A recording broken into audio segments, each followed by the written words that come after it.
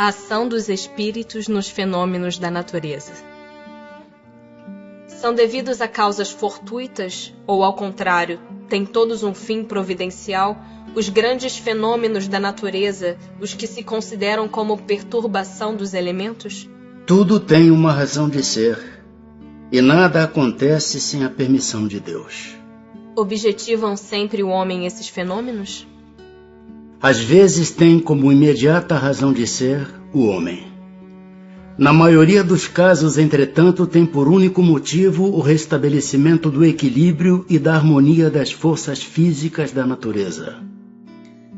Concebemos perfeitamente que a vontade de Deus seja a causa primária, nisto como em tudo. Porém, sabendo que os espíritos exercem ação sobre a matéria e que são os agentes da vontade de Deus, perguntamos se alguns dentre eles não exercerão certa influência sobre os elementos para os agitar, acalmar ou dirigir. Mas, evidentemente, nem poderia ser de outro modo. Deus não exerce ação direta sobre a matéria. Ele encontra agentes dedicados em todos os graus da escala dos mundos. A mitologia dos antigos se fundava inteiramente em ideias espíritas, com a única diferença de que consideravam os espíritos como divindades. Representavam esses deuses ou esses espíritos com atribuições especiais. Assim, uns eram encarregados dos ventos, outros do raio, outros de presidir ao fenômeno da vegetação e etc. Semelhante crença é totalmente destituída de fundamento? Tão pouco destituída é de fundamento que ainda está muito aquém da verdade. Poderá então haver espíritos que habitem o interior da Terra e presidam aos fenômenos geológicos? Tais espíritos não habitam positivamente a Terra.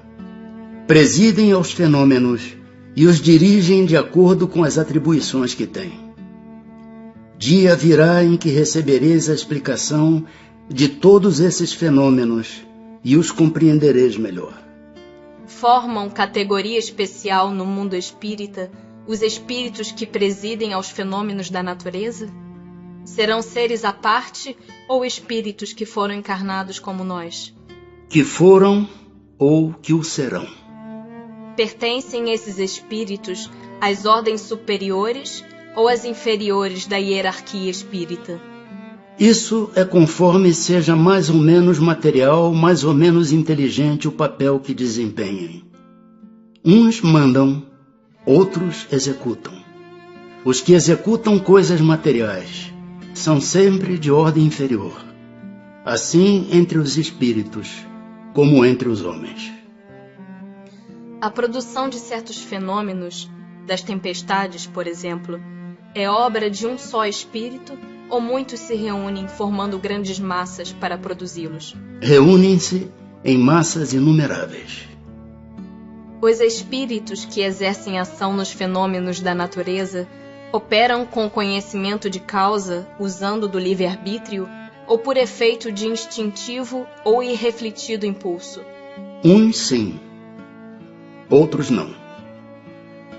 Estabeleçamos uma comparação. Considera essas miríades de animais que, pouco a pouco, fazem emergir do mar ilhas e arquipélagos. Julgas que não há aí um fim providencial e que essa transformação da superfície do globo não seja necessária à harmonia geral? Entretanto, são animais de ínfima ordem que executam essas obras, provendo as suas necessidades e sem suspeitarem de que são instrumentos de Deus. Pois bem, do mesmo modo os espíritos mais atrasados oferecem utilidade ao conjunto, enquanto se ensaiam para a vida, antes que tenham plena consciência de seus atos e estejam no gozo pleno do livre-arbítrio, atuam em certos fenômenos de que inconscientemente se constituem os agentes. Primeiramente executam. Mais tarde, quando suas inteligências já houverem alcançado um certo desenvolvimento, ordenarão e dirigirão as coisas do mundo material. Depois poderão dirigir as do mundo moral. É assim que tudo serve, que tudo se encadeia na natureza, desde o átomo primitivo até o arcanjo, que também começou por ser átomo.